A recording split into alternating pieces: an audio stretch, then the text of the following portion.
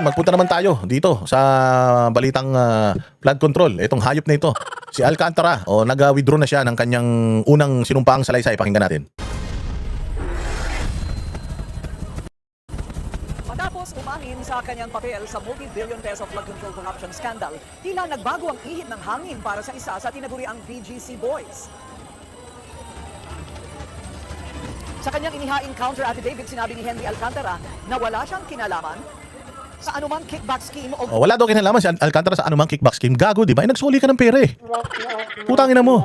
Si Yusek Bernardo, natarantado, at saka ikaw, nagsuli ka ng pera. Di ba? Naging bayani nga kayo eh. Tapos ngayon biglang wala ka ng kinalaman. Bakit ka nagsuli ng pera? Bakit sumumpa ka doon? Bakit siniraan mo yung mga senador doon sa hearing ni Ping Lacson? Putay na kasi to si Ping eh. Alam mo talaga to si Ping, meron talaga tong gustong ipatrabaho ng mga senador eh. Ewan ko baka hindi siya naka-chancing. Gusto niya talaga itong mga kapwa niya senador ang magdusa dito, samantalang hindi naman senador ang may kasalanan talaga dito. Unang-una sa lahat, yung mga taga DPWH, yung Congress na gumagawa ng budget at yung pumipirma ng budget na taga Malacanang. Yan ang may kasalanan eh, pero pinipinpoint nila itong mga senador. Ewan ko, para makalimutan si Martin Romualdez, para makalimutan si Bongbong. Kaya itong mga senador ang kinakanan niya. O itong Alcantara na ito sumumpa, meron pang, di ba? Tinan mo, meron siyang unang salaysay, dinidinay niya, biglang inamin niya, naglaglag siya ng mga pangalan, biglang po siya state witness na siya. Tapos ngayon, hindi na naman. Hindi na naman siya, iba na naman yung lyrics niya, pabago-bago. So dapat ito kinukulong na to, sinisilya elektrika na nga dapat to eh. So ganyan kawalang kwenta yung Blue Ribbon Committee ni Ping Lacson. Kita mo nangyayari doon sa mga testigo. Kung si Marcoleta yan, pucha tuloy-tuloy ang hearing na yan. Kung si Marcoleta yan, sana dire-diretso, meron na sana tayong na-pinpoint na mga malalaking tao. Pero hindi, kita mo si Lacson, patapos magsalita ni Saldico, hindi na natuloy yung Blue Ribbon Committee. Yung Blue Ribbon Committee hearing, di ba? Sinasabi nga ni Amy Marcos na bawal silang magsalita at magtanong kung patungkol sa high-ranking officials, yung tatamaan ng mga tanong nila. Tapos magdi-deny sila, walang hiya. Tagal-tagal na. Kailan matutuloy ulit yan? Putang ina, wala na kayong testigo. Yung mga testigo nyo nagsipag-recant na. Si Guteza wala na. Sabi ni Chavit Singson, tinatago na daw ni Romualdez. Tingnan mo si Saldico, huminto na din. Kasi nga naabot na sigurado yan. Naabot na yan ng mga sindikato. Huwag ka na magsalita. Lahat ng gusto mo ibibigay namin. Napakadelikado ng mga impormasyon na nalalaman mo. Total naman, hindi ka na rin makakauwi sa Pilipinas. Kahit anong sumbong mo, makukulong ka pa rin naman doon. Sige na, papayagan ka na lang namin magtago dyan. Ito pera. Sigurado ganyan eh. Naabot siya kaya biglang huminto siya eh. Paano? Wala na investigasyon. Yung ICI nag-iimbestiga, putay, isang tao. Saan ka naman? Yung kusinero, siya din tagahiwa ng siya rin yung tagahiwa ng Ricardo, siya pa yung tagagisa, tagahugas pa ng pinggan. Puta, paano gagana yung ICI na yan? Pinagloloko tayo nitong mga to, putragis na nakalusot tong mga to dahil dito sa mga gagon to, pati mga senador na mga sikat na gagamit dahil gusto lang nilang pagtakpan yung totoong mga may-ari, mga may kasalanan dito sa kaso na to eh. Those projects, naritong exclusive agenda report ni Joas Malimbal. Hindi ko na po titingnan to. Ito po galing sa puso ko. Nangangamba po kasi ako sa seguridad ng pamilya ko. Nang puta si Boying, taga-abot pa ng Ganyan kalukulo yan si Boying. Kutsang ina, chuwariwap niya to eh. Magkalayo kasi yan. Magkalayo yan sila. Sabi ni Ping Lacson, Alcantara, umupo ka doon sa tabi ni Boying para ma-guide ka. Ang ina niyan. For the first time, putya, nangyari yan sa history ng Senate inquiry na pinalipat ng upuan doon sa katabi ng sekretary para mabigyan siya ng guide, makutsan siya. Nang tinapay talaga to si Ping Lacson. Ibang klase ka. Alam mo, hindi namin mahalata yan. Di ba malayo yan? Tapos biglang, nagkaroon na ng sariling biglang nagbago yung una niyang salaysay, naging ganito na naman. Tapos ngayon nagbago naman, ganun din si Bernardo, Yusek Bernardo. Di ba? Nagsalita, nilaglag yung mga senador, biglang marami pa kaming itatanong, hindi, dadalhin muna namin siya sa DOJ. Ba't dadalhin nyo? Magtatanong pa kami dito, hindi. So pinayagan ni Lacson, pinaalis, pagbalik, pucha, meron pang supplemental affidavit. May dagdag, anak na tinapay talaga to si Boying, magaling gumawa ng script eh. Ito pong aking salaysay ay marami pong mga tao na mababanggit at ako po ay humingi ng tawad sa mga tao na to, pero kailangan ko pong sabihin yung katotohanan. Hinihiling ko lang po sa ating buting chairman. September 23, 2025, nang emosyonal na magsalita si former DPWH Bulacan District Engineer Henry Alcantara sa Senate Blue Ribbon Committee hearing. Dito niya inilahad sa pamamagitan ng isang sinumpaang salaysay ang umano'y kalakaran pagdating sa pagtanggap ng kickback sa mga proyekto ng ahensya. Sa ilang pagkakataon pa raw, siya mismo ang nagde-deliver ng pera sa mga umano'y tumatanggap ng porsyento sa budget ng mga proyekto.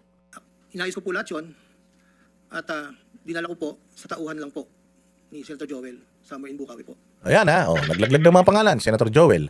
Meron pa dyan pinangalanan, sila Nancy Binay, si Chis Escudero, si Jinggoy, napangalanan pa si Senator Bong Revilla, si Grace po, napangalanan niya mga yan eh. Etong mga to nagpangalan sa mga yan, nilalaglag niya dyan si Villanueva. Hindi ko hinatid sa kanya diretso pero sa tao niya. Pero grabe, si Villanueva, gulping-gulpi. Ngayon si Villanueva pupunta sa DOJ para sagutin yung mga paratang na yan. Sabi ko nga sa inyo, paratang lang ito, walang ebidensya to, paratang lang to, walang text messages and all. Pero may investigasyon, pinapasagot na itong mga senador na to, pero yung mga congressman wala. Yung mga malalaking congressman wala. Si Romualdez wala. Si Sandro Marcos wala. Oh. Di ba? Ang sabi ko po sa kanya, baka pwede, pakibigyan mo lang to kay boss. Tulong ko to, kung ano man ang future na plano niya. Yun po ay tulong ko. Pero hindi niya po alam na doon ko po kinuha sa flood control po. Pero sa pinakahuling counter affidavit na isinumite ni Alcantara sa preliminary investigation ng DOJ nitong January 5, tila kumabig si Alcantara sa ilang statements na una niyang inilabas noong nakaraang taon. Matatandaang naghain ng reklamo ang NBI laban kina Alcantara at iba pang DPWH at high government officials kaugnay ng umano'y ghost flood control projects sa ilang parte ng Bulacan. Ayon kay Alcantara, Bakit ka pa kasi magpapile ng kaso na sapat ka lang pa mag-hearing kasi under oath umamin na siya may kasalanan eh. 'Di ba? Under oath siya may kasalanan eh. Tapos putyang ina niya papasagutin mo pa siya. O di ko talaga maintindihan eh kasi ganito 'yan. O merong sinampang kaso, no? Pag sampa ng kaso, sasagot sila doon sa kaso na isinampa. Tangina ba pinasagot niyo pa sila? Umamin na nga may affidavit na kung ano yung nilalaman ng affidavit niya na under oath siya sa Senate. Yun na yun, hindi na pwedeng baguhin yun. Pag binago niya yun, putyang ina, wala na, kulong na talaga siya dapat agad. Bakit niyo pa pinasagot? So ngayon, yung sagot niya doon sa demanda sa kanya, wala siyang kinalaman. Abay, gago. Wala kang kinalaman, ang dami mong inamin nung under oath ka. So paano natin paniniwalaan to? Paano natin paniniwalaan si Yusek Bernardo, itao niya to? Kung nagsisinungaling sila sa Senado, di mo alam kung alin dito totoo. O so bakit itong mga congressman, itong mga senador na pinangalanan nila, bakit pinasasagot pa natin dito sa mga reklamo na ito kung pabago-bago naman pala ng script ng mga ulol na ito. Mantakin mo, from siya ang nag-aayos ng mga pera, umamin siya, biglang ngayon, wala na siyang kinalaman. Nagsoli pa ng pera yan ha. Nagsoli pa ng limpak-limpak na pera yan, tapos wala siyang kinalaman. Yun, gago ka lang, nagsoli ka ng pera, wala lang. Yaman mo naman. pat umanong madismiss ang kaso laban sa kanya dahil sa kakulangan ng sapat na ebidensya para magkaroon ng reasonable certainty of conviction. Para sa umano'y violations sa Anti-Graft and Corrupt Practices Act, sinabi ni Alcantara na wala umanong ebidensya na may pinapaboran siyang contractor, employee o kahit na sinong individual. Wala rin daw witness na nagsasabing nag-approve siya ng irregular payments o falsified reports para sa mga natukoy na proyekto. Wala rin daw maituturing na gross inexcusable negligence dahil deliberate daw na itinago ng kanyang mga tauhan sa kanya ang mga umano'y ghost flood control projects. Dagdag pa ni Alcantara, wala rin daw witness na makapagsasabing nag-facilitate siya ng kahit na anong payout. Ang pera na nakalaan para kay Kong Saldi, dinadala sa akin. Ako naman po ang nagdadala o naghatid na hinihing porsyento ni Kong Saldi sa iba't ibang tao niya. Hindi ko po siya na-meet during pagdadala. Ang tao niya po ay may alias lang Paul at Mark. Dahil sila po yung nag-message po sa akin through Viber. Ayan, yung Paul at Mark, pinatawag ba ni Lacson? Hindi. Talaga to si Lacson eh. Oo, maingay lang pero loko-loko eh. Disappearing message po yun. Na doon ko po dadalhin. May isa o dalawang beses na dinala ko sa parking lot ng Shangri-La Hotel, Bonifacio Global City. Ang porsyento ni Kong Saldi. Paminsan-minsan man, inahatid ko ito sa kanyang bahay sa Ladybug Street, Valle Verde 6, Pasig City. Mula Ortigas po, kakaliwa ka stoplight, may gate ka kanan, kakaliwa ka kanan. Makikita na po yung bahay. Sa reklamong malversation of public funds, sinabi ni Alcantara na hindi umano siya nag-utos, nag-authorize o nag-participate sa pagsagawa ng ghost projects dahil tinago raw ng kanyang mga tauhan ang mga nasabing aktibidad. Wala rin daw kahit na anong proof na nakatanggap siya ng personal benefit sa mga natukoy na proyekto. Itinanggi rin ni Alcantara ang alegasyon ng direct bribery at kahit na anong partisipasyon sa mga umano'y bid rigging na nagaganap sa procurement ng mga DPWH project, lalo na't hindi raw ito sakop ng kanyang mga responsibilidad bilang isang district engineer. Aniya, ministerial ang kanyang duty at tagapirma lang. Again ang ginagawa ng mga ito, yung limpak-limpak na pera na dapat para sa proyekto, hindi nila nilagay sa proyekto. Kinuha nila yun. Tapos para yung pera na yan, magastos nila. Dadalhin nila yan sa casino. Sandamukal yan, mali-malita yan, dadalhin nila yan doon. Papapalitan nila ng pitsa yan. Tapos pag napalitan ng pitsa, magsusugal sila. Kasi yung isang malitang pera, pag pinitsa mo yun, konti lang yun. Ilang pirasong pitsa lang yun. Kasi may mga pitsa na 5 million, 10 million, ganun eh, kapag high roller ka. Kaso kung may dala kang 100 million. O, yung 100 million, ilang malita yun. Pero kapag pinalitan mo ng pitsa yun, baka ilang dangkal na pitsa lang yun. O, tapos isusugal nila kunyari. Magdamag sila magsusugal. O, papasugal sila, pak. Halimbawa, doon sa 100 million, 10%. O, ang mapupunta doon sa casino. So, 10% ng 100 million, di magkano? 10 million. O, isusugal nila yung 10 million, may papatalo nila yung 10 million. Pag naipatalo nila yung 10 million, yun na yung kita ng casino. O, ano na yan? I-out na nila. Yung pera, yung mga pitsa nila na natitira, ibibigay na nila sa casino. O, yan na. Tapos, yung casino ngayon, gagawa na ng cheque. Legal na ngayon yung pera, hindi na siya galing sa flood control project. O, nalabhan na yung pera. Malinis na yung pera. Pagkuha nila nung cheque, o, i-encash nila sa bangko, makikita sa bangko, o galing sa Pagcor yung cheque. Nanalo sa casino to. O, sige. I-deposito yung pera na yan sa bangko. O kaya, o sige, ilabas yung pera na yan. O, ganun ang ginagawa nila.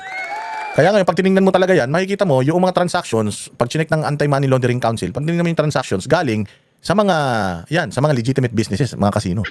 Yung pera. So, hindi madumi. Oh. Ganun ang mantakin mo, nagpakasasa itong mga ito. Ang daming pera ng mga ito. Baka ilang babaeng pinagkukuha nila, ilang mga garang sasakyan, ilang mga masasarap na mga pagkain ng pinaglulunok ng mga hayop na ito. Tapos, ang nagdurusa, yung mga itinuro nilang walang ebidensya. Yung mga senador na ginagamit nila dahil mga sikat para pag-usapan sa buong Pilipinas. Tapos, nakakawala si Martin Romualdez, si Sandro Marcos, nakakawala si Bonoan, pinatay pa si Cabral. O, di ba? Yan ang nangyayari sa bayan natin Pilipinas, mga bossing. Kaya wag tayong magpapabudol sa mga hayop na ito.